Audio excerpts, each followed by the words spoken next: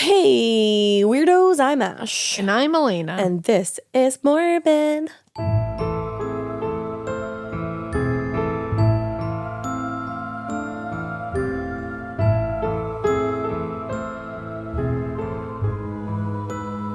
This is Morbid. I don't even know why I sang it. It just started happening and I went with it. Ash is... Scunty. Yeah. I believe the word you're looking for is scunty. Scunty. It's scary and cunty.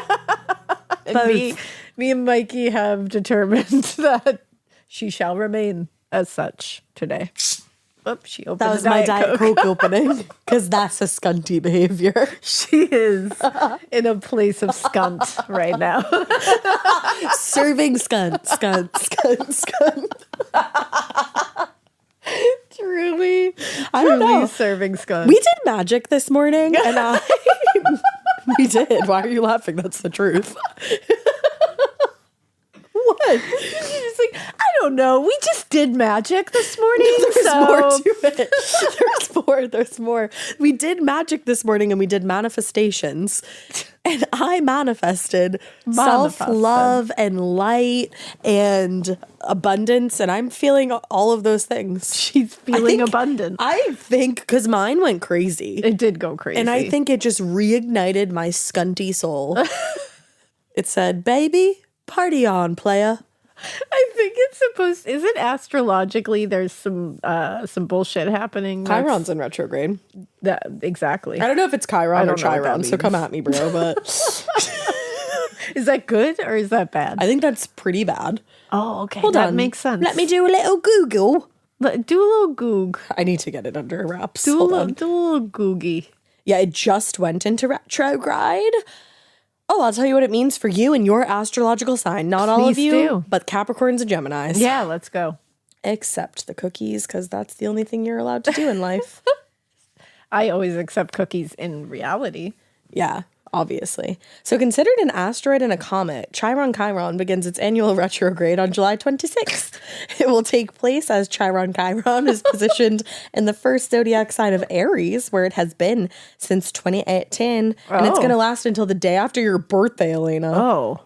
Day after your birthday. The day of your birthday, Elena. So for me, Chiron retrograde holds a mirror to the medicine within you. Medicine for yourself, which when claimed becomes medicine for all. Like Chiron's mythological journey, retrograde is an invitation to step into the role of healer and observe how your experiences and the gold you have gleaned from them are your offering to the world. I like it. I don't know if it resonates, but whatever. All you Geminis. No, Capricorn, Chiron is a doorway between the spiritual and the human. And for the last 6 years, Chiron, 6 years. We've been doing the podcast for 6 years. Whoa. Hopefully I haven't read ahead. So Yeah, I don't know good. what this is. Has been cracking open the foundations of who you are so that you can remember yourself as this doorway. Huh? This retrograde invites you deep within, traveling with you down into your roots, formative years, and earlier memories. There is medicine here waiting for you. And I'm the medicine. Oh my goodness. Take a dose, bitch. Just a spoonful of sugar. Also, just Helps the medicine go to down. say who I was reading that from, I was... that would be my tagline if I was the housewife. I'm the medicine. Take a dose, bitch. There it is. You found your housewives. Let's go. Tagline. Where are they? I know, t-shirts. Just to give credit where credit is due, that was from the Yoga Journal. Thanks, Yoga Journal. You're welcome. So all you Capricorns and Geminis out there, now you know that one of you is the medicine and the other one needs it. So Wait, what a beautiful outside look glance at our relationship. I love that. Sometimes you're the medicine, though. I hope so. Sometimes. I don't always need the medicine. You don't always need me? No, I'm asking. I'm like, Oh, okay, good. I'm not the one that always needs the medicine. No. That's good. Sometimes. No. A lot of the time, I need the medicine. Well, speaking of medicine And chaotic and speaking intros. of scientific advancements in medicine, we're going to Such talk as about the myself. Radium Girls today. The Radium Girls. Yes. So did you see that segue? We're talking about medicine and science and Look at that. chemical elements Look and shit. at that. It's there. But we're going to talk about the Radium Girls today, everybody. This is a little different. It's a different true crimey. My tummy's growling. I don't know if anyone heard that. It's digesting the eggplant. It is. I had eggplant. Parmesan. But this is a little different case because it's not like... Is it like dark history sort of? Yeah, it's definitely, most people would say a crime has occurred here. You told me a couple of things and it sure sounds like it. But a different kind. So let's get into it, shall we? So we're going to start off first by kind of giving a brief, look into what radium is. Because I don't know if I know. Without understanding radium, this isn't going to hit as hard. I mean, it's going to hit, but you're going to be like, what the fuck is that? Yeah. So in 1898, after spending years researching the radioactive nature of mineral pitchblende, of which uranium is a major element, Polish-French scientist, you might have heard of her, Marie Curie. Marie Curie? Madame Curie. I thought that sounded familiar. And a hubby, Pierre. Pierre. They concluded that the pitchblende contained at least 2 other previously undiscovered chemical elements. One of these elements was radium. Now, a lot of elements on the periodic table are freely occurring elements. Yes. Radium is not one of those. A freely occurring element is an element that is not combined with or chemically bonded with other chemical elements. Okay. But radium instead is a byproduct produced in the decay of uranium, another radioactive element. Oh, okay. That's interesting. Yeah. See, so radium requires a very long process of isolation in order to be extracted. In fact, with the help of her laboratory assistant, André, I hope I say this right, Debierne, Madame Curie required several tons of pitchblende before she was able to extract just 1/10 of a gram of radium. Whoa. So it was incredibly rare. So Curie's discovery of radium was notable for many reasons. One of the biggest was that it proved that there were other elements in nature that were not even discovered yet. Yeah, that's so they cool. They were like, holy shit, we didn't even know about this. How cool that a woman found it. She's a badass. Totally. Also, the discovery of radium served as the foundation of Curie's work in physics, which later she would get awarded a Nobel Prize in chemistry for. Wow. And in the years that followed, she spent the majority of her career focused on isolating pure metallic radium, which she achieved in 1910. That must have been a little bit scary for her. Oh, yeah. She's a badass. Yeah. She did all kinds of shit. The girls have like one of those little like Who Was books on Marie Curie. And they also have like a standalone book about Marie Curie, actually. Oh, cool.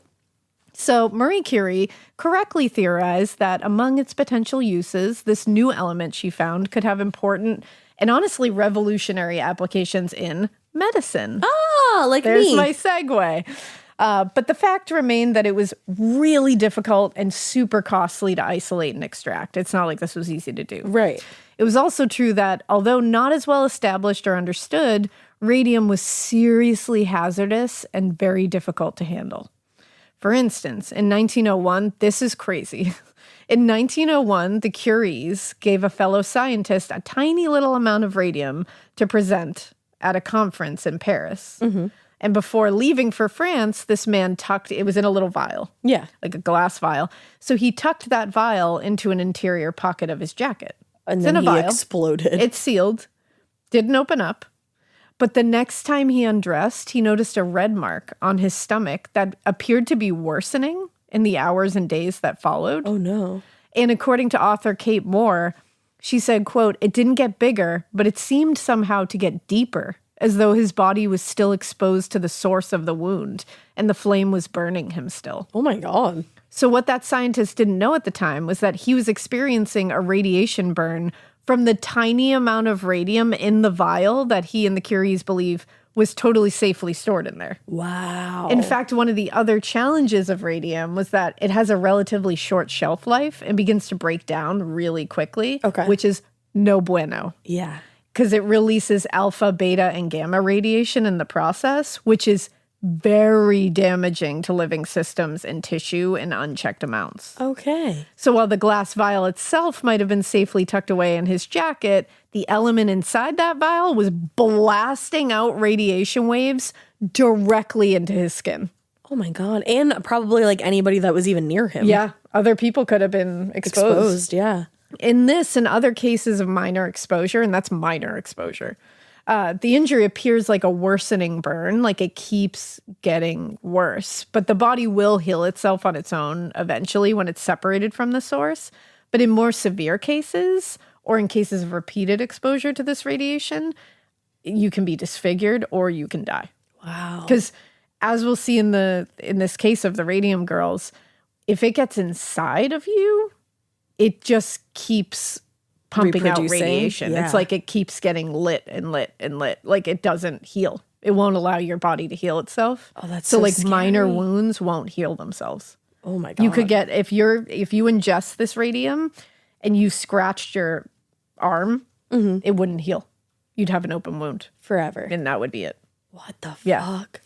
So despite the dangerous and costly risks associated with handling and extracting radium, it did seem like a huge thing of value for a lot of different avenues, like if they could get it under control, particularly in manufacturing. In its process of decay, the particles inside of it charge one of its phosphorus components, zinc sulfide. And this causes what a lot of people know about radium, a green glow. Okay. Phosphorescence kind of glow. Yeah. Because the glow is a natural part of the process of decay of radium, it didn't need an external source of power to make that happen, which is like a really ideal source of light for certain circumstances and environments. That being said, this luminescent glow was pretty minimal and it continued to break down over time, so it was limited with how it could be used.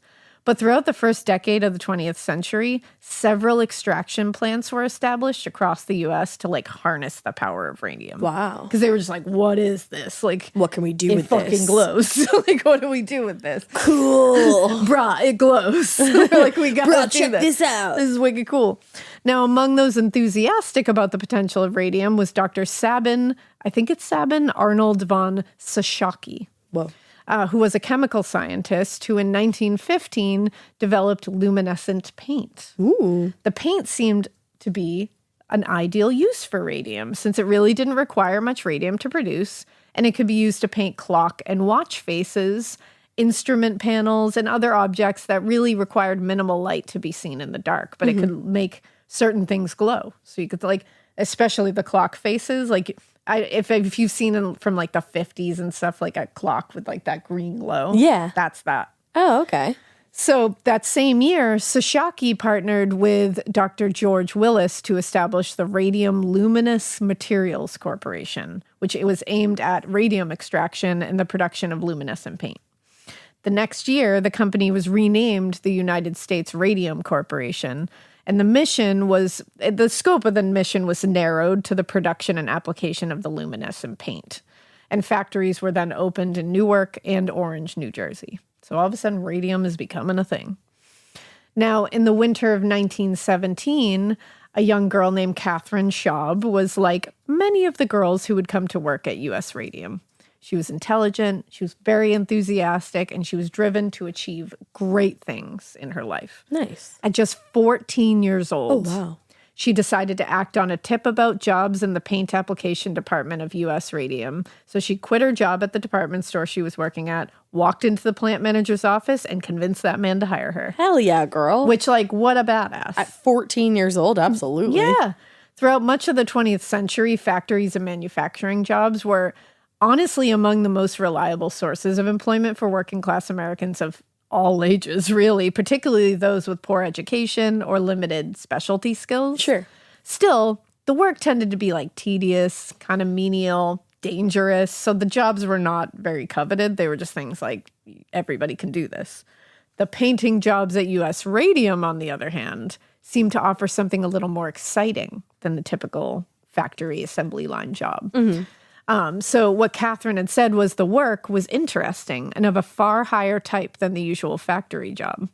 Because unlike factory floors, which were like dirty, loud, dangerous, just like not where you want to be, the application rooms at U.S. Radium were referred to as a studio. Ooh, where Francois.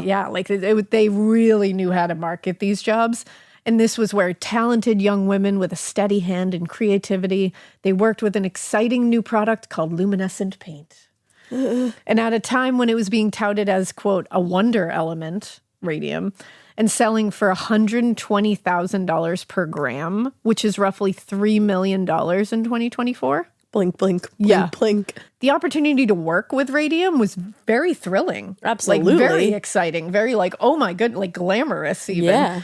Especially those who would never have access to it otherwise. And honestly, they got like, I think they got something like 3 times the amount they would get in a normal factory. Like, Oh, wow. very well paid. And it was just like, known. And I think they hired they wanted a certain look for these factory wear. So they really went for like the whole vibe of this whole thing. This is so interesting. Very interesting. The job was simple enough at its core. Okay. The pre-printed paper clock, watch, and instrument dials came in, and they came in like a large stack. And each girl would work as quickly as they could to apply the luminescent paint to the letters and numbers on the dial, giving them that glow that we know. But for girls like Catherine Schaub, the job was so much more than just, tracing Painting. lines on a paper as fast as she could. In addition to applying the paint, each dial painter was responsible for mixing her own paint, which meant adding a small amount of the radium powder to water and gum adhesive to create the glowing paint. That was marketed as Undark, Okay. which I'm like, who came up with that name? Undark. Because they're like, it glows, so it's not dark. Let's which call it means you're making undark. it undark. Like, okay. As they worked, though, the radium powder got everywhere. It covered the studio and it covered the painters in a fine coating of what they thought was this fancy fucking powder. Oh, God. It's rare. It's this wonder element, and I'm covered in it, and it's just like, and it's not dirty. It makes you glow. Yeah. Like it's got a luminescence to it. You almost look like you're sparkling. It's like what we would use like highlighter for now. Exactly. It's Yes. got that like vibe to it. So I think it had this whole mystique that they were definitely feeding into. Mm-hmm. Now, the work of a dial painter wasn't just a matter of chemistry and honestly speed, because they wanted them to do it as fast as they could. It also required a little bit of skill and a lot of creativity, because the products created by U.S. Radium, from wristwatches, instrument panels, clocks for the wall, they were really small, these little elements that they had to paint. And often they had these like tiny little details, but these tiny details were really critical to their operation and if they were going to be used or not. Like, for example, the smallest pocket watches that they produce measured just 3.5 centimeters across the face. Wow. And so that's tiny little like millimeter things they had to paint. Yeah. And they couldn't just like swipe it over it. They had to No. like trace the thing. So to ensure accuracy, dial painters worked with really tiny brushes. They were like camel hair brushes, and they had to be capable of doing the finest details. So one painter said, I had never seen a brush as fine as that. I would say it possibly had about 30 hairs in it. It was exceptionally fine. Wow. Because the consequences of an error could be very costly to the company, accuracy and consistency in these little tiny details was very, very, very important. The brushes were delicate and slim for sure, as we hear, but the bristles would like spread out after a while, like any brush. Yeah. They just get worn. Especially after when a you're while. working quickly, I'm sure. Exactly, because you're really doing this as fast as you can. That was going to make mistakes happen. So what Schaub said was, we put the brushes in our mouths, because that was a technique they had made up called lip pointing. And it was passed down from the earliest dial painters, who were themselves hired away from their previous jobs as painters of china dolls. So they could do those fine details. Lip pointing was when the painter would wet the bristles of the brush with their lips or their tongue, Oh, God. pressing those bristles together to make that fine tip, like we would with like a regular brush, like you just to get it really thin. Not covered in radium. No. The girls, totally unbeknownst to them, while lip pointing was the standard practice in the US, it was not that way in Europe. In fact, European manufacturers had completely abandoned brushes altogether, because they ended up using like implements that would hold that fine point so they wouldn't have to do that. Okay. Like glass rods, sharpened sticks, even like metal needles. Always more advanced. So, and it didn't ever cross the girl's mind that putting the brush covered in radioactive material in their mouths could be dangerous, because while the dial workers were hard at work in the factory, wealthy and elite people all over the nation were saying how radium is the greatest discovery in the ages. Like, they used it in glassware and lingerie and toothpaste. Miracle cures were being made with it. Like, oh my God. It was being touted as like the fucking cure-all. Like, this is going to be the thing that changes everything. So why the fuck wouldn't you think? It's in toothpaste. Oh my Why can't it be in my mouth? Even though it had literally, like, in a contained small vial, like, burned that man? Yeah. That they just didn't release that information? Or a lot of this is shh. Why? Yeah. One product actually marketed to men at this time was a tonic that they said restored vitality to the elderly, making old men young. I don't know about that, baby. So if you can drink it as a tonic, oh my God. Of course you can quickly put a fucking brush that's been dipped in it on your lips for a second. Why wouldn't you? And the thing is, they were being told by the people who own these corporations and factories, it is completely safe. Right. Stick it in your mouth. It's fine. Put it on your, like, whatever you, like, this radium isn't going to hurt you. Oh, God. They were told it's beautiful. Look at it. Yeah, look, it glows. You're sparkly. So they were like, okay, why wouldn't they believe that? Yeah, no, totally. So from the moment the Curies isolated and extracted radium from uranium, it was apparent the element was dangerous and destructive. Yeah. Like you just mentioned, Right. It burned a guy's stomach just being in a glass vial in his pocket. Yup. The problem, it seems, was a matter of communication more than the actual knowledge that everyone had. So Georgetown radiation expert Timothy Jorgensen said people knew that radioactivity released energy, and they didn't see how adding some energy to their bodies could possibly be harmful. Okay. They just weren't taught. Science wasn't that advanced And yet. they just weren't told that, like, this isn't the kind of energy you want to be adding to your body. Right, like there's good energy and bad energy. Yeah. So, in fact, despite the price of products containing radium, enthusiasm for the products seemed to be never ending. I mean, it had like boundless potential to be everything. For example, advertisements for Radithor, a health tonic, sold the elixir as a cure for the living dead and perpetual sunshine. And it promised to cure everything from arthritis to gout. Wow. Yeah. So it was like the thing.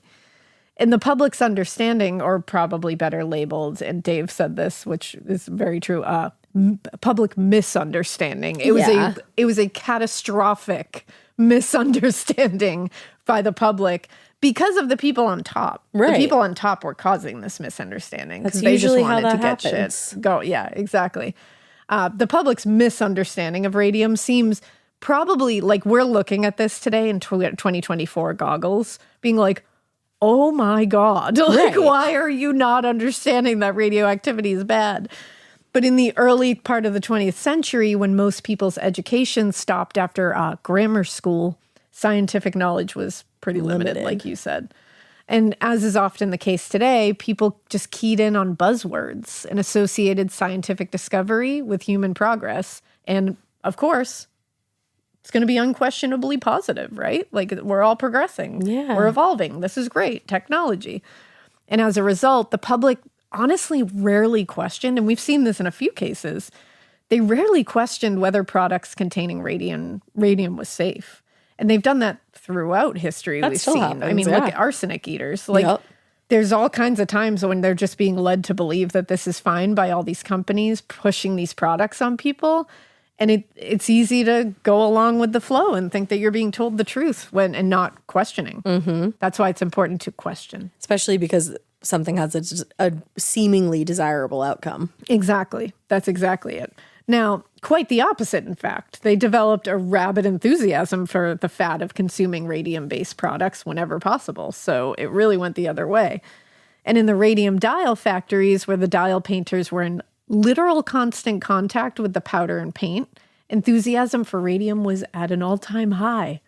In fact, some of the girls actually liked consuming the small amounts of paint because they liked the way it tasted. Oh, that's interesting. Yeah, apparently it tasted good. It's like pica. Yeah, exactly.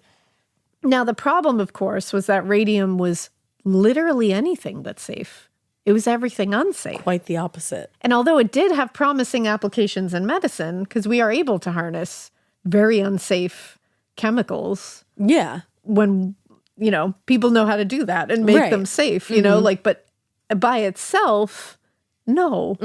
It wasn't, it wasn't as a tonic or other health fad. Like, it wasn't being safe in those usages. Medicine, sure, you're going to figure out a way to make that safe. Tonics, health fads, fucking all that shit, like toothpastes and shit, no, we're not getting it right there. And by the time World War I was in full swing, the radium plants and their dial painters were working overtime to meet growing demand for these clocks, watches, all this stuff. Yet at the same time that these young women were inhaling and consuming small amounts of radium, Marie Curie and her husband were beginning to understand the destructive power of the element that they discovered. Oh, man. And it was true that radium had the ability, which is, incredible. It has the ability to destroy tumors and other cancerous growths. That's where we get radiation. Like, that's, of course, we look at it today and we say, like, where would we be? Right. But the more they worked with it, the more they began to recognize that its power to do that was indiscriminate. It was just as likely to destroy healthy cells as it was to destroy unhealthy. So it's like, this is not great. what we're looking for. We just need to harness it the correct way, and we have not. And it's like, now the whole world is just like eating this shit up. So it wasn't just the Curies who knew it either. The founder of U.S. Radium, Dr. Sabin Arnold von Sashaki, had also become very, very familiar with the destructive power of radium. How familiar. Yeah. According to author Kate Moore, who we will cite the sources in the notes, of course, early in the company's history, radium had actually gotten into von Sashaki's left index finger. And she said, quote, when he realized, he hacked the tip of it off, saying it now looked as though an animal had gnawed it. What? This was because, according to Timothy Jorgensen, radium behaves very much like calcium. Because the body is accustomed to using calcium to build bone, it will recognize radium as a kind of calcium. And so it will absorb the radioactive material into your bone, and then it will just begin to decay your bone. What the fuck? Because it mistakes it for calcium. So it just thinks takes it's it regenerating. and thinks it needs to like push it out to the rest of your body to reabsorb calcium. And that's why it just destroys. Because it just gets pumped out. That's horrifying, but it's also so fascinating. Exactly. That your body can't tell the difference. Isn't it wild? Because the body is so like the body's so smart, obviously, and like there are miraculous things that the body does, but then to have something so like that, dangerous enter your system and to just be like, oh, calcium. Yeah. Like, body, no. Let body know. But this is all to say, within at least a few years of founding his company, U.S. Radium, von Sashaki knew radium-based paint was highly toxic and extraordinarily dangerous. You just got so Boston. Extraordinarily. I don't know how to say that. Extraordinarily. Extraordinarily. That was great. Okay, Papa. Extraordinarily dangerous, but he kept that little bit of knowledge from his employees. Oh, good. And which they're is just eating the paint. Fucked up, to say the very, very least. Yep.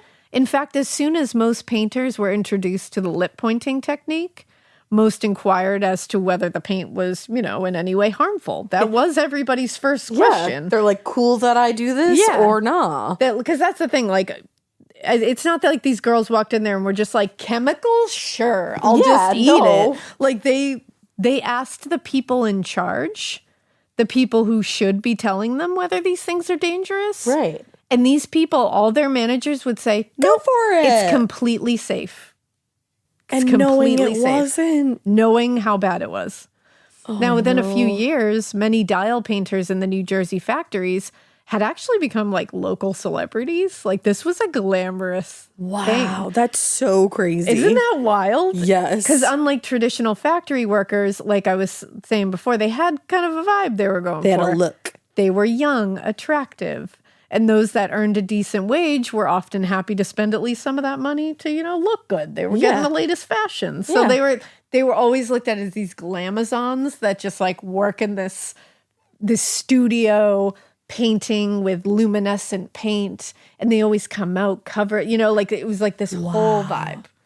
And above all else, it was the radium itself that made these girls instantly recognizable as being radium girls who worked in the factories. Yeah. Because during their hours spent in the studio, like we said before, it was impossible to not get radium dust all over you, in your hair, on your clothes. So when they would leave work for the day, they had an unmistakable neon glow. Stop it. So they would walk out of there as the sun's going down and they're glowing. Literally. Yeah. Oh my God. A painter, Edna Bowles, said, when I would go home at night, my clothing would shine in the dark. You could see where I was, my hair, my face. The girls shone like the watches did in the dark room. Wow. So like you just watch this like line of beautiful young girls Glowing. come out glowing. Physically, legitimately, in every sense of the word, glowing. Like that must have been like, of course you want to just like idolize this whole situation. It just must seem so like otherworldly and like It wild. does. Yes, you know? it absolutely does. Like ethereal. Yeah. Like some of the young women and girls would wear clothing to work that they wanted to wear to the dance later, like on Fridays. And they would do that so they would get the radium glow on that dress that they wanted to wear. And then later at the dance, they would be fucking glowing on the dance floor. So everybody's like, who's So everybody's that like, there's girl? that radium girl. And it's like, this was awesome. Oh my it was like goodness. a thing.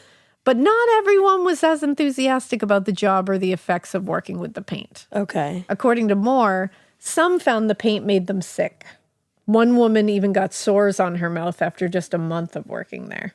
And within a few years, even those who loved their jobs, like Catherine Schaub, they started to notice that there were certain reactions that they were having trouble explaining. After just a year in the studio, Catherine started getting really bad acne and went to go see a doctor. And at first the doctor was like, oh, puberty, you're 15. So the doctor was like, you're 15 years old. It's probably puberty. Yeah. But then he ran some simple blood tests just to make sure everything was on the up and up. And he noticed some pretty unusual changes that he'd seen in other factory workers. And he said they were ones that had been exposed to high levels of phosphorus. Okay. And as far as Catherine knew, she didn't work with or even near any phosphorus. So the anomalies in the blood were just kind of like, this is perplexing. Yeah, that's weird. That's Now, suspicious. Neither Catherine nor any of the other girls knew it, but they were working in very close proximity to phosphorus, and it was beginning to affect them physically. Oh, God. This was part of the whole thing. Right. The symptoms, but they weren't told that. Right. The symptoms of radiation poisoning were alarming to Catherine and her coworkers, but their minds were then set at ease because Dr. von Sashaki's partner, Dr. George Willis, told them there was nothing to worry about. Don't worry about it. Has nothing to do with your job. Shut up. Stop going to the doctor. Literally, Don't worry shut about up. it. Look over here. Shut up. As Moore pointed out, when one of the greatest radium authorities tells you that you have no need to worry, quite simply, you don't. You don't worry. Yeah. Yeah. In fact, Willis's reassurances were so comforting that the girls even began to laugh off the increasing frequency of weird occurrences. Like they were just kind of like, whoa, this is so weird. Like, can't have anything to do with this. Oh, God. Including painter Grace Fryer, who recalled, quote, nasal discharges on my handkerchief used to be luminous in the dark. What? Yeah. So her boogers was Her shining? boogers were shining. Oh, my God. Sometimes for fun or to make each other laugh, the girls would paint their faces, their nails, and even their teeth with the radium paint. No. Mm-hmm. Oh, my God. Yeah. Now, despite their employer's insistence that everything was on the up and up, everything is entirely, completely, don't worry about it. Couldn't be safer. Could not be safer. The fact remained that many people, painters and ordinary citizens, were continuing to get sick. Some, like the worker who complained of the mouth sores after a mouth, showed signs of radiation burns, while others had more complicated problems. Because radiation burns, at least, like that scientist, when you're taken away from the radiation, usually your body can heal itself. But others had more complicated problems like bone deterioration. Some girls took their concerns straight to their regular doctors, but because radiation poisoning and radiation burns were so uncommon, their symptoms and injuries were like mostly misdiagnosed as other things. Others who went to their managers or company doctors were just ignored, or worse, the company doctors or managers would just misdiagnose them with sexually transmitted diseases. Are you kidding me? Yep. to smear the reputations of the women. Knowing full well what was actually happening. Yep. And they would do this to smear the reputations of them to discourage them from disclosing their symptoms to anyone else. Because if you're being told by your company doctor, you have a sexually transmitted disease in the 1920s. Oh my God. And he's going to be like, go right ahead, go talk to your doctor about it. Like, you're not going to tell anyone else. You're being shamed at that point. That's so fucking evil. Yep. And given all the ways that the dial painters were exposed to radium, it was dentists who usually heard about the first symptoms, because remember, a lot of that is going in the mouth area. Mm-hmm. Beginning in the late 1910s, girls were showing up at their dentist's office with complaints of tooth pain, loose teeth, ulcers were showing up. And in more extreme cases where the teeth had to be pulled, dental surgeons started noticing that the sockets wouldn't heal. They would just stay an open wound and not heal. And then they would become infected. Right, of course. It's your fucking mouth. And they were like, what the fuck is this? And these symptoms caused by exposure to radium and its tendency to decay bone matter were eventually lumped together into what was informally referred to as radium jaw. You can Google radium jaw at your own risk. Is it horrible? It's just very upsetting. I'm about to. So when the war ended in late 1918, demand for radium dials decreased, like dramatic decrease, as did the need for so many dial painters. We didn't need as many. Yeah, Mikey and Ash just looked it up. Oh my God. At the same time. You had yeah, that's the one. That's the one. Uh-huh. That's the one. Oh, it's that's just so a total sad. jog on. You both did the same gasp at the same time. We're both air signs. Both you went, and I knew you both looked. Yeah. Again, at your own risk. It's graphic and upsetting. It's so upsetting that people knew how dangerous this was, and they were like, yeah, go for it. Drink the tonic. Yeah, just stick that brush in your mouth. But yeah, so while there was still a demand for luminescent watches as the war ended in 1918, that demand was not enough to keep the hundreds of dial painters employed. Like, there was a lot of dial painters. So the companies, including U.S. Radium, cut back the workforce. Okay. Still used them, though. And many of the painters who were then in their late teens and early 20s chose to quit their jobs and get married and start families. This started a second wave of really scary symptoms. Oh, no. Now that these girls are saying, well, I want to start a family. Right. Even before attempting to get pregnant and have children, many of the painters had noticed that they had very strange changes to their menstrual cycles. I would. Yep. And then when they began trying to get pregnant, they struggled to conceive and eventually learned that they were sterile. Oh my God, how heartbreaking. Yeah. And finally, many of the women who were able to conceive somehow were soon absolutely heartbroken by stillbirths, by miscarriages, and by, quote, deformities in body structure of their babies. That's so fucked. The far-reaching consequences of this are astronomical. Truly. The first death came in 1922, but only after a long, and when I tell you excruciating, I mean excruciatingly painful illness by this person. Oh, no. A year earlier, 1921, in September, former dial painter girl Molly Maja had visited her dentist, and she had to have a tooth removed because she had pain. Weeks later, however, she was still experiencing pain, and that socket had not healed. Right. Weeks later.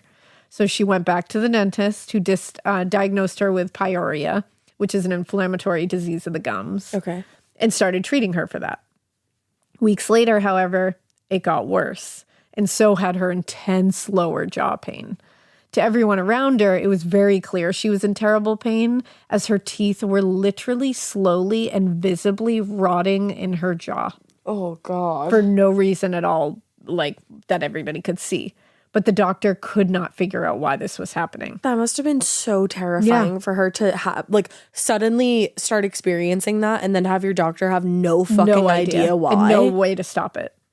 You're in intense pain all the time.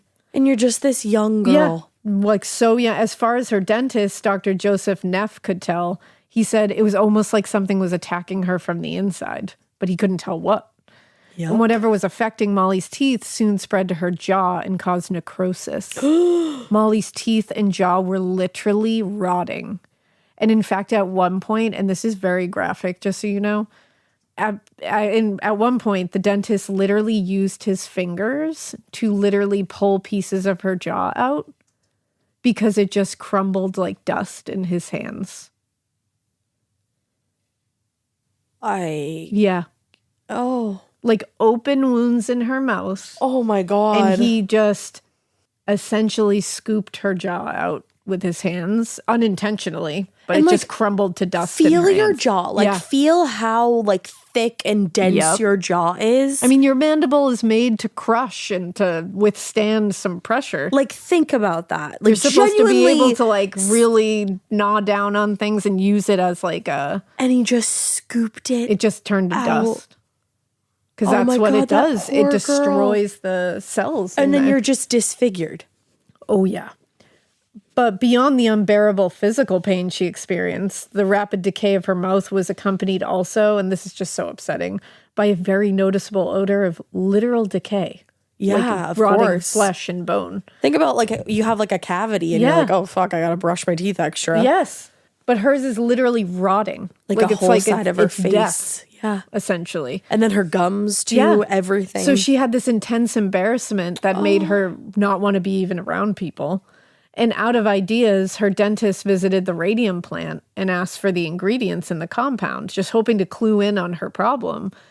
But the managers at the plant were uncooperative and refused to provide any information about the paint to him. That's how you know. Pieces of absolute shit, those people. And the situation continued to confound her doctor, her dentist, Dr. Neff, and those with whom he was consulting. He was trying to get anybody to, like, he stopped at nothing to try to get some answers here. Also, just to think that they were like, yeah, no, we're not going to tell you. If this is happening to one girl, this is obviously going to happen to other people too. Like, you're going to run into some shit. So you might as well shut down production. And just be on it, like try to save some people here. Yeah, like call an L&L. Yeah. So Dr. Neff said whenever a portion of the affected bone was removed, instead of arresting the course of necrosis, it speeded it up. By the fall of 1922, Molly's condition had worsened and her entire jaw, having largely disintegrated at this point, was removed. Oh my God. And they had to remove pieces of her inner ear as well. And then it's like, can you even... She probably couldn't even speak anymore. Oh, and it gets worse. Again, I'm going to tell you, this gets very, very graphic, even more graphic. It was at that time that doctors discovered whatever had affected Molly's teeth and jaw had now spread and was eating away at her throat. Oh my God. So they were unable to stop this, which is horrifying because they just could, once it's in there, you can't do anything. Like it's happening. So they weren't able to stop whatever was eating away at Molly's entire body at this point. And in September, the disease slowly ate its way through her jugular vein. Oh my God. On September 12th, a little past 5 p.m., Molly's jugular vein erupted because it had been eaten away, hemorrhaging blood so fast that her sister, who was by her side while she was in bed, could do nothing but watch her bleed to death and choke on her own blood.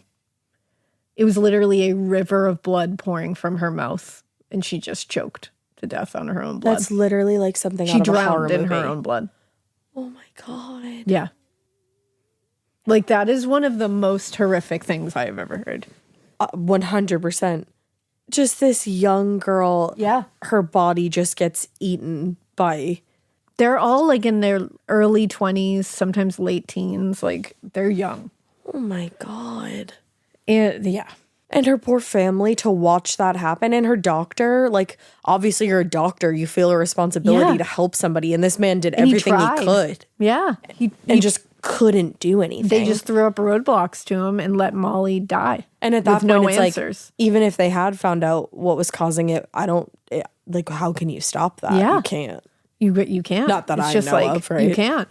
Because that's the problem. Like, I had mentioned this before, and we were shocked by it, how, like, your body mistakes radium for calcium. So it just keeps going. So, because they're I guess they're chemically very similar. They can be mistaken by your body. The body. But So when it tries to infuse that radium into the bones, like it does with calcium, alpha particles are released by the radium, and that infuses into your bones. And those are the kind of things that cause all these awful things like cancer. Like many of these girls, many of these young women got like different kind of cancers later in life. And they all caused bones to disintegrate and rot, and just it spreads like wildfire. And then you can't stop it, really. It's so scary how delicate the human body is. And after Molly's funeral, the family spoke to Dr. Neff to try to find out what happened, which is when they were informed that although he had kept the diagnosis from her at the time, he hadn't told Molly. He said he was diagnosing her with the only thing he knew to do, and the only thing that he had been told was the cause of this, which was syphilis. I was thinking you were going to say that, but she did not. Because that's syphilis. What they would do. They would just label it something like that. Right. The company, as you can imagine, the U.S. Radium was very excited to be able to use that cop-out as, it wasn't radium poisoning. It was syphilis, and it's not our fault. Yeah. Wrong. When they know that wasn't the real cause. No. Now, to do that to her in death? Like, are you kidding me? And the worst thing is, it's like they would have like a coroner's jury at this time where like it was just like laymen on a jury that would like all agree on the cause of, you know what I mean? Like it wasn't well done. So it's like not doctors or anything like exactly, which that does change luckily, but that's good. Now, as Molly was dying in New Jersey, hundreds of girls in Ottawa, Illinois started lining up for what were promised to be glamorous jobs as painters at the Radium Dial Company. Like U.S. Radium, the Radium Dial Company produced luminescent clock and watch faces using the same lip pointing technique as the girls in New Jersey. Oh, and no. It's not like we have social media where everyone's going to blast out what the fuck's happening in New Jersey over here. Right. So now over in Illinois, they have no fucking clue. Oh, my God. Yeah. And despite the employment ad's stated goal of hiring several girls 18 years or over, many of the painters at Radium Dial were under 18, some as young as 11 years old. Oh, my God. And to think what that's going to do to an 11-year-old. You have no chance at that point. None. Like the girls at U.S. Radium, the new painters at Radium Dial quickly became, local celebrities in Ottawa, making the job and making radium seem very glamorous. Mm-hmm. According to one local paper, the girls were the envy of the others in the little Illinois town when they stepped out with their boyfriends at night, their dresses and hats, and sometimes even their hands and faces, aglow with the phosphorescence of the luminous paint. Like that sounds awesome. Like anybody would be like, holy shit, I want to sparkle for my job. Yeah. However, unlike U.S. Radium, product and material waste didn't seem to be a priority at Radium Dial. Okay. U.S. Radium is shit, or was shit, but Radium Dial worse didn't give a shit about how dangerous this substance was. The girls frequently covered themselves in radium powder, entertained each other with the paint during their lunch hours, and even took vials home with them here. Yeah. Darlene Halm, whose aunt worked at Radium Dial, told a reporter, "I can remember my family talking about my aunt bringing home the little vials of radium paint. They would go into their bedroom with the lights off and paint their fingernails, their eyelids, their lips, and they'd laugh at each other because they glowed in the dark." Right. At home. Like it's just entertaining. Yeah. And then you think of they're affecting everybody at home too without even knowing it. Yeah, exactly. Now, Halm's aunt, Peg Looney, was one of the first girls hired as a painter at Radium Dial Company in 1922 when they opened. And like so many of the others, 17-year-old Peg loved the job, found it so exciting and glamorous. Also, like the others, Peg's boss at Radium Dial told her and all the other painters that the paint was completely safe, not harmful at all. Quite the opposite, in fact. She said, quote, "They told the girls it would make them beautiful." Yeah. So they actually were encouraging it. But within a few years, it became clear that they were not being given the correct information. Within a few years of taking the job, Peg Looney started having health problems that one would not typically associate with a young woman barely out of her teens. Okay. Like many of the other painters, it all started when Peg going to the dentist and having a tooth taken out. Oh, no. The procedure was intended to relieve some of the jaw pain that she had been experiencing. Mm-hmm. But in the days and weeks after that, the pain got worse. The extraction site still didn't heal. Things only got worse from there. And soon after, her jaw pain became so bad and pieces of teeth and jawbone started falling out of her mouth regularly. Oh my God. Yes. Like so many others, Peg's teeth and jaw problems soon spread to other areas of her body. She became anemic. She couldn't walk due to crippling pain. Oh my God. Holmes said her fiance used to pull her around the neighborhood in a wagon when she was too ill to walk. Oh. And this is her in her early 20s. Yeah. One day in 1928, Peg collapsed at work, and the managers in Radium Dial made sure she was rushed to the company hospital. I bet. In fact, Holmes said, my grandparents and her siblings had no say about her going to the company hospital, and we were not allowed to visit.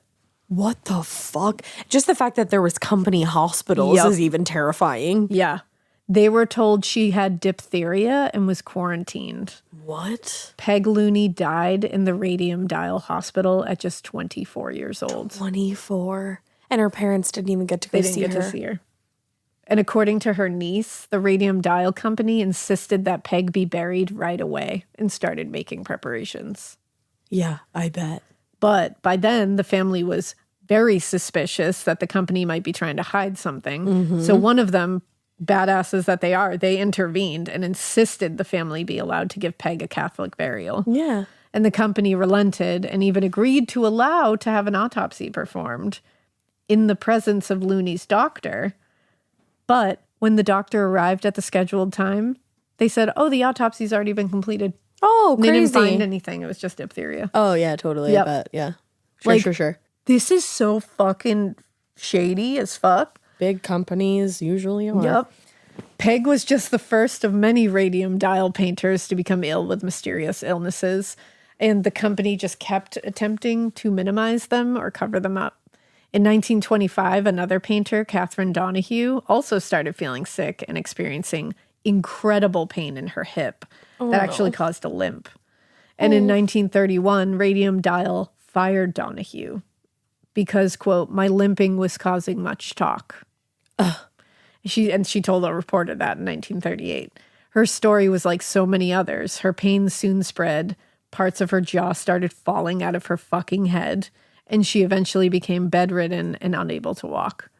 And the local doctor was unable to diagnose her illness. They just had no idea what was going on, Right. but insisted that she did have some kind of radium poisoning. Oh, but good. nobody could prove it. That's good, though, that at least they were like, nope, you definitely do. Exactly. There were several more women with teeth, bone, jaw issues. One woman's vertebrae disintegrated from radium incorporation into her bones, just turned to fucking dust in her back, and she collapsed.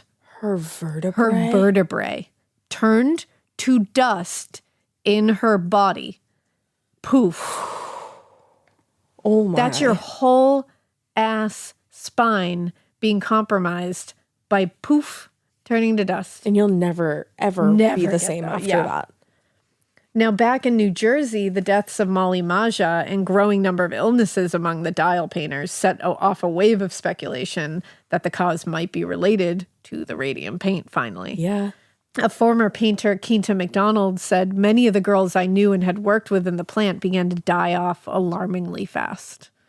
And in response, U.S. Radium hired a Harvard-trained physiologist consultant in 1924 Even to though evaluate the situation. You know what's happening? Oh, yeah, don't worry. They had a plan. When his report to management contained incredibly profoundly negative results and dire warnings, the company just issued a fake positive report under the consultant's name. And they submitted that kidding me? Yep, under that consultant's The name. lengths these motherfuckers were willing to go to make a quick buck. True pieces of absolute shit. Garbage. And they submitted that to the New Jersey Department of Labor. Under that consultant's name, they just lied And he's like, and yeah, said that he said it was no, positive. that's not at all what I said. Yeah. Despite U.S. Radium's vast efforts to cover up the dangers posed by radium in their plants, the consequences were becoming undeniable. Yes. Like, they're not going to be able to cover this up forever. No, everyone is literally dying after they work at your factory or while working at your factory. They're literally disintegrating. Like, they're Former workers are literally. disintegrating in front of everybody. God. When you actually say that and think Yeah, about, like, you're not truly. being hyperbolic, No. people are disintegrating. They're rotting, decaying. Oh my God. In 1925, a statistician with the Prudential Insurance Company started documenting the numerous illnesses reported by employees with the company, including the many jaw and teeth infections reported in 2 dead and 12 living painters. A short time later, the county medical examiner, Dr. Harrison Martland, documented his, quote, detection of gamma rays from living dial painters and the exhalation of radon from their lungs. He took it upon himself, actually, Dr. Martland, he took it upon himself to help prove that these young women were being poisoned by radium in the paint that they were working with, and that it was the cause of their suffering and eventual deaths. Wow. Dr. Martland was able to show that radium outside of the body is enough to burn, obviously, like we've seen, and cause harm, but when ingested into the body, it is so much worse because it will continue to create and give off radiation essentially forever. Oh my God. It just keeps destroying the living cells around it. It doesn't allow anything to heal. And he said this substance they were told was harmless was now basically punching holes into their bones as they walked around. Yup. And let me tell you, the corporations tried to discredit him, but he was relentless. Good for Even him. getting the coroner's jury system abolished to create a more knowledgeable and credible basis for these women to plead their case in court eventually. Good.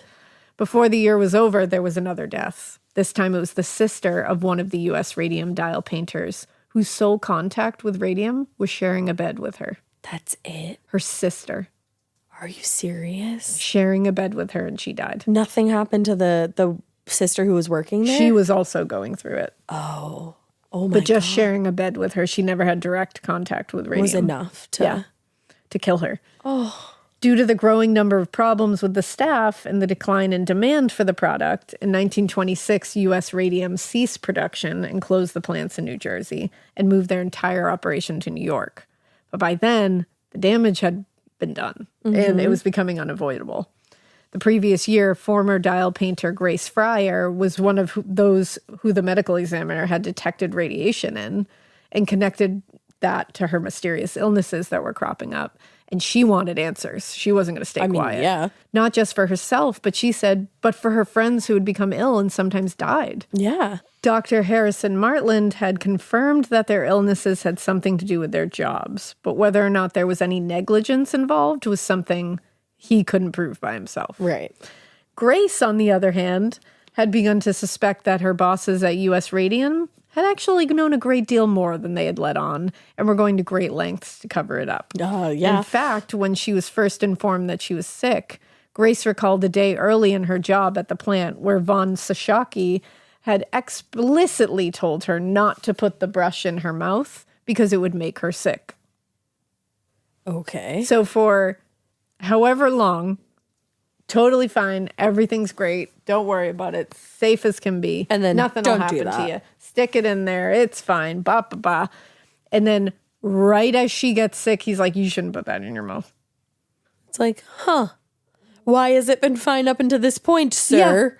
And she said if he knew there was danger in ingesting the radium dust and paint, why had he allowed it to happen for so long? Right.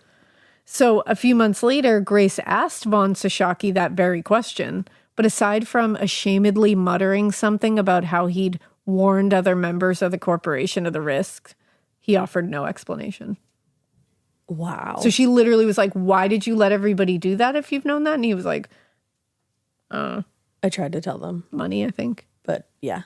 According to Kate Moore, Von Sashaki would later claim that he raised his concerns to the board of directors and management, but, quote, was opposed by members of the corporation who had charge of the personnel.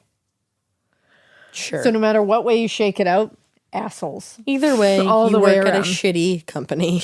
For years, Grace Fryer had been suffering from mysterious illnesses with no cure and would certainly, honestly, most certainly die at a very young age because of them. Absolutely. And now, after receiving confirmation that the illness was definitely a direct result, not just of negligence, but of outright deceit and abuse on the part of her employer, she was fucking pissed. So over the course of the following year, she started talking with her friends and former coworkers and was like, let's file a fucking lawsuit against this motherfucking company. Good. Because again, it's not just negligence, it's deceit and abuse. Like they did this intentionally. So the problem was, though, that it was unclear whether New Jersey labor laws would cover their damage claims since they had begun so many years earlier. Wow. Also, while there was some evidence to suggest the company knew about the risks, they would have to prove that in court, which wasn't going to be super easy. Yeah, that's tough. Regardless of the challenge that was ahead of them, Grace and the others pressed the fuck on. And after 2 years, they finally found a lawyer that was willing to take on the case. Nice. In May 1927, Grace Fryer filed a suit against U.S. Radium, which she was joined with 4 other former painters, Edna Husman, Catherine Schaub, Quinta McDonald, and Albina Larice. In their petition, Fryer and the other women asked for $125,000 in damages. Which is like nothing considering what they were going through. Exactly. But lawyers on behalf of U.S. Radium argued that the statute of limitations had long expired on their claim, which was true as the state's law was written. It's like, dudes, you know what you did. Yeah. You're a huge corporation with, I'm sure, millions of fucking dollars. Give these girls some money so that they can literally pay their medical bills. Yeah, literally. Now, undeterred, the now referred to in the press as, this is when they got the name Radium Girls. Okay.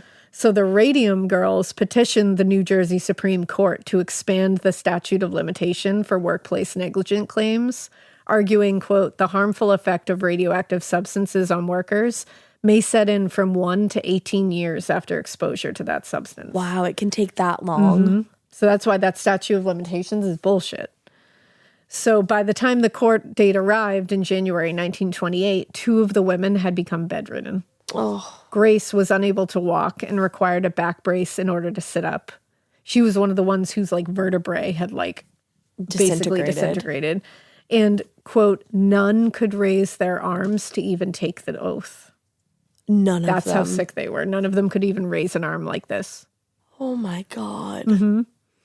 Under the circumstances, the court date was pushed back to April, at which time a number of medical experts and scientists testified on behalf of Fryer and the others, explaining the effects of radiation on the body and how it had caused the specific illnesses in the 5 women who'd brought the suit.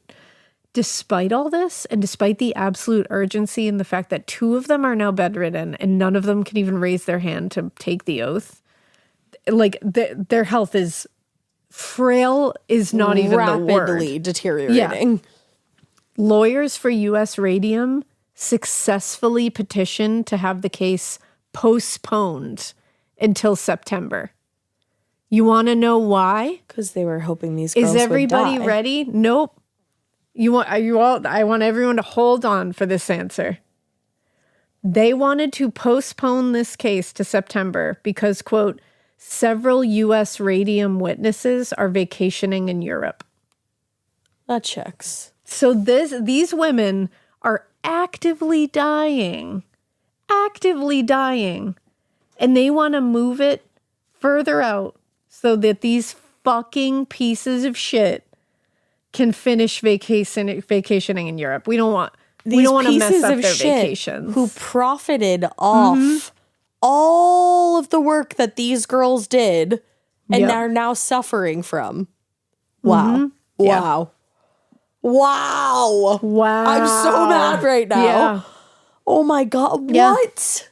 By then, the case of the Radium Girls had received a lot of national coverage. You would and think. The judge's decision to postpone this case was met with public outrage. I mean, like, yeah. oh people yeah, were no problem. pissed. I'll wait until you're done with your yacht. No problem. Sounds good. Because the public had started to see these women, the 5 women, as symbolic of the ways in which the working class were being exploited by corporations. Yep.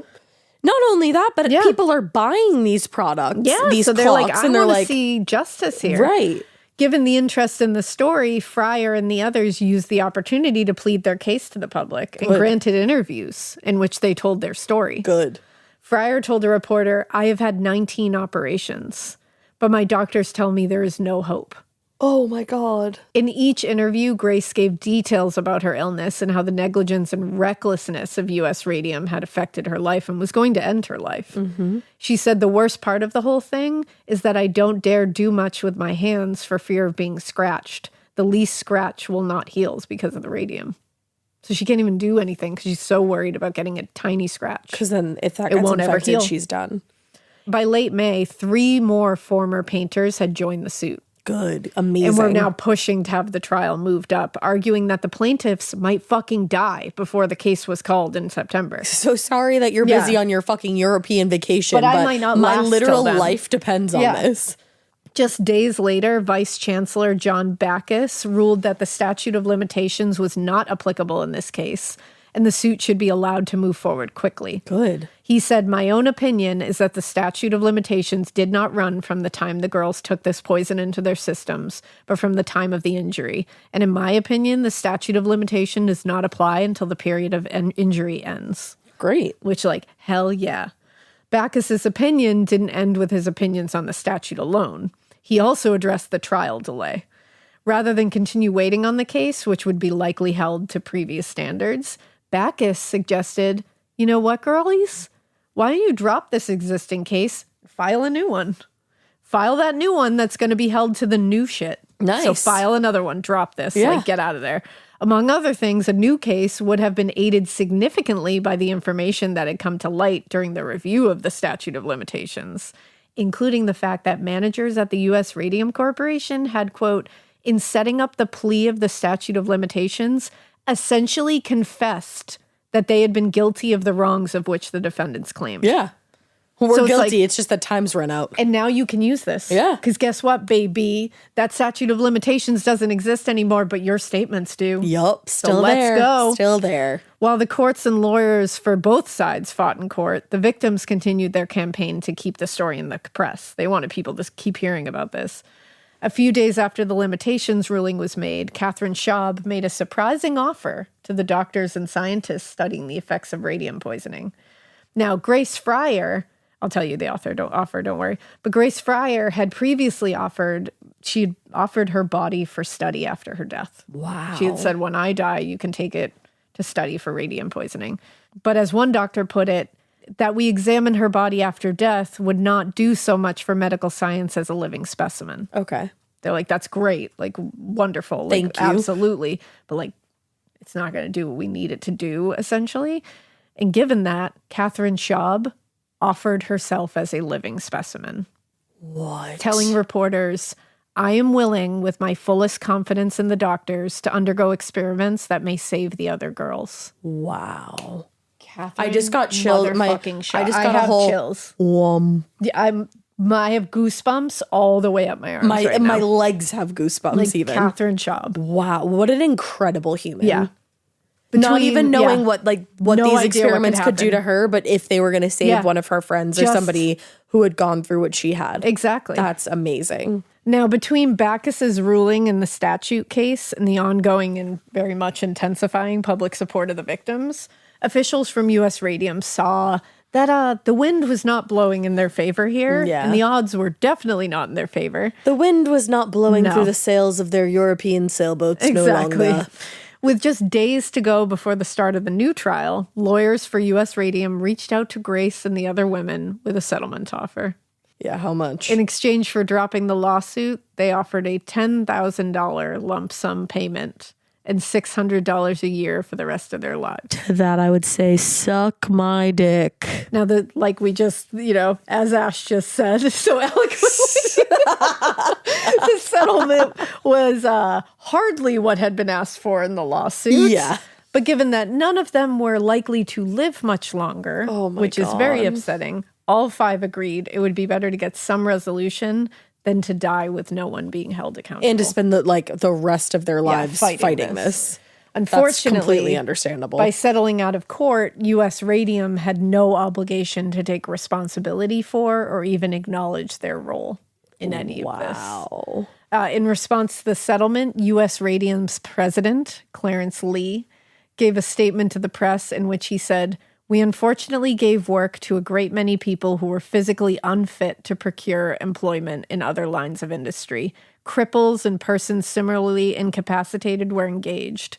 What was then considered an act of kindness on our part has been turned against us. Are you fucking joshing me, bro? Get Be so for real, Clarence. fucked. Be so Clarence? fucking for real. I just hit my microphone Yeah. with anger. You gotta tell me that karma got one of these motherfuckers. Clarence, that statement sent me into fucking oblivion. Like, I don't... We were nice enough to give you a job and you're annoyed because your jaw's falling off. Because you're physically unfit to do it. Are you And it's like, joking? oh boy, karma's gonna get you. Now, by the mid-1930s, all 5 of the Radium Girls had died without hearing a single word of apology from the Wow. company who'd taken literally everything from them. Their lives. Not one fucking breath of an apology. Why? Not one. Motherfucking oughta. Yeah. Are you joking? Not one breath of apology. That makes me so fucking angry. I need to know when they got shut down. I need to know. Well, the settlement in the U.S. radium case turned out to be just the beginning. Oh, wow. And other suits followed around the country. Good. In Ottawa, Illinois, Catherine Donahue and several other former painters filed suit against the Radium Dial Company, based in allegations very similar to the one in the New Jersey case. And by then, the girls who were once known as local celebrities for their work with radium paint had become known in the press as, quote, the Society of the Living Dead. Oh, my God. And that was given to them, that Chilling. moniker, for their, like, deformities and illnesses. That's a quote. Wow. Like Grace Fryer and the painters from U.S. Radium, Donahue and the others in Illinois spent years looking for a lawyer to even take on the case before they finally found someone to represent them. Ultimately, the women won. But it was at what Kate Moore, who we will cite in the show notes, called, quote, great personal cost. At the time, Ottawa was kind of like it's a company town is what it's called, which is a town built around a single company. Mm-hmm. And few people were reluctant to take on or even question Radium Dial because a lot of people still relied on them for their paycheck and their livings. And Moore said the town didn't really want to acknowledge what had happened. And there's evidence I've seen in their letters that the Radium Girls, that like the whistleblowers essentially, that their neighbors, the clergy, and business people kind of shunned them. Wow. The clergy. Their fucking church shunned them because they spoke up about, like, dying from radium paint. That is so ass backwards. Like, what the fuck? Isn't there a whole bit in the Bible about community and, like, love thy neighbor? To me, like, that they could It's turn not on them. love thy corporation, bitches. It's love thy neighbor, Exactly, I think. And even though they won their cases, the awards were relatively small in the end, with the company paying out $10,000 in total to the victims. Which is probably a nickel as far as they're concerned. Nothing. For the victims of the radium extraction plants around the country, the legal and financial victories were definitely small, and most died truly agonizing deaths in the few years that followed. But still, the truth about radium and the abuses of companies like U.S. Radium and Radium Dial had gotten out. They had gotten people to hear these things. And without them, nobody would have known. In Illinois, Congress passed the Occupational Disease Act as a direct result of Donahue and the others taking their story to the public. And New Jersey, occupational safety standards were changed as a result of the Radium Girls. It was all because of them, including a provision requiring all radium dial painters to be provided with complete protective gear. And in 1949, Congress passed a bill making occupational disease, like those experienced by the dial painters, something able to be compensated for, and considerably extended the federal statute of limitations employees had to file a claim. Good. All because of them. Wow. Despite all that, the country had come to learn about radium in the 1920s and 30s. Radium paint was still used in manufacturing as late as 1960s. Shut the fuck up. Albeit with far more safety precautions in place, but still. According to the New Jersey Department of Environmental Protection, the number of people harmed or killed by radium paint is unknown, But, quote, it is estimated that over several decades, approximately 4,000 women around the country worked as dial painters. Now, to this day, places like Orange, New Jersey, and Ottawa, Illinois, struggle with the legacy of radium extraction plants like U.S. Radium and Radium Dial.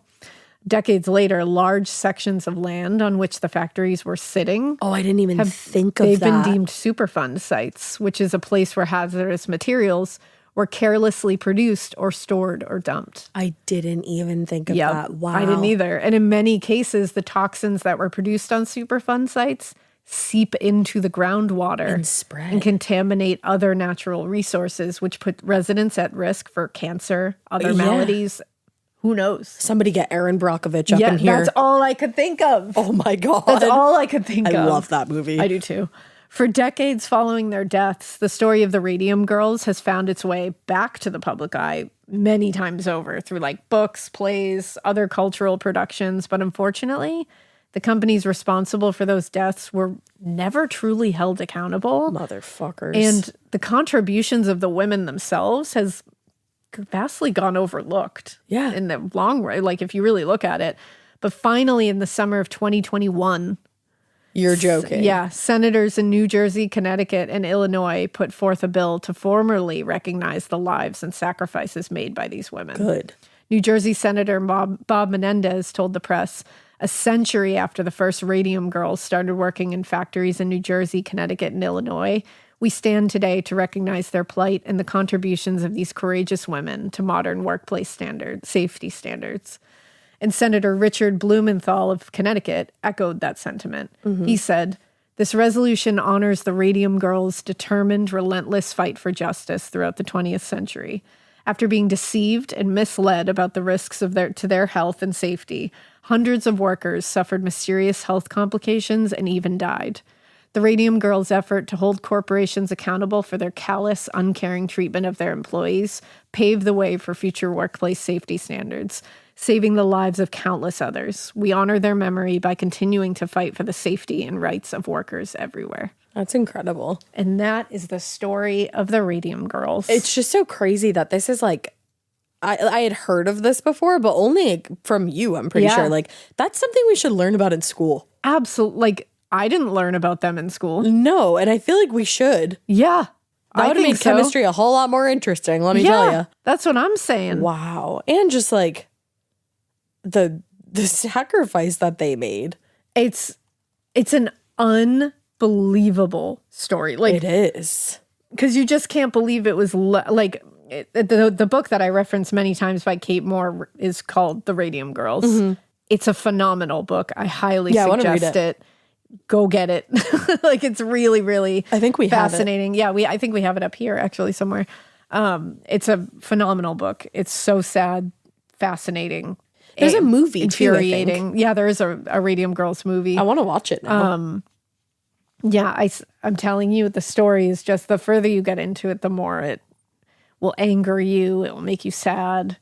It'll make you like inspired by these women. Like, it's got everything. It's all the pieces. Seriously. And the fact that these girls were like, fuck no. Like Grace Fryer, you're not gonna is get like, away with no. this. Catherine Schaub is like, no. Like Donahue, like they're all just like, nope, you're not getting away with this. And even if we die because of it, we're going to make sure that you can't do this to somebody else. Good for them. Like badasses. Wow. What a horrifying tale. Truly horror. And that's why I said, I know this is like it's still true crime. Yeah, That's a fucking crime if I ever heard one. It's a crime for sure. It's just a different kind. I like when we do, like, obviously I like all the stuff that we do, but I love the dark history ones. They're Dark history is my favorite. And there's so much thing to read about. Yeah, and there's so much that has happened in this world that you don't, that we don't know about or you don't learn in school that, my God, I would have done better in school. Yeah. I would have been like, oh, okay, I'll apply myself to this. Like, this is fascinating and horrifying all at once. Mm-hmm.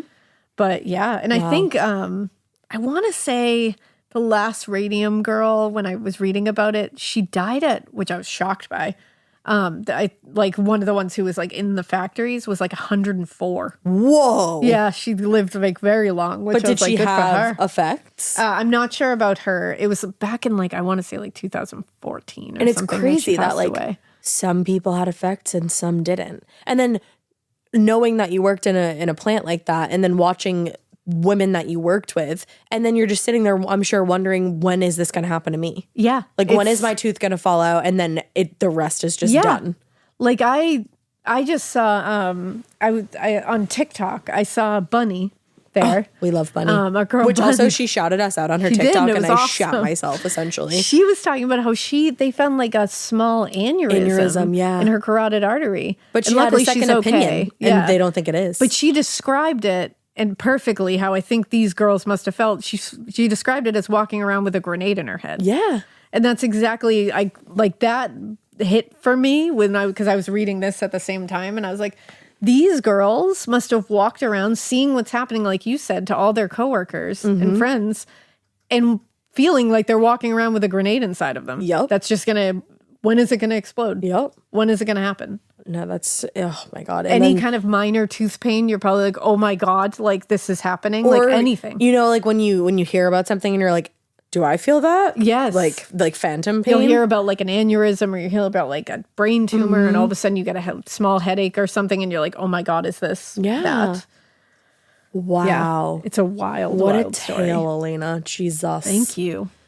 Wow. Yeah. Well, we hope you keep listening. And we hope you Keep it weird. But not so weird that you employ a bunch of girls and tell them, yeah, it's totally fine to eat fucking radium and nothing will happen to you. And then you know full well that actually is going to do something to them. And you say, oh, I'm so sorry. I will totally appear in the court case, but I just have to go on my yacht first. Suck a dick. truly Bye. said eloquently by Ash.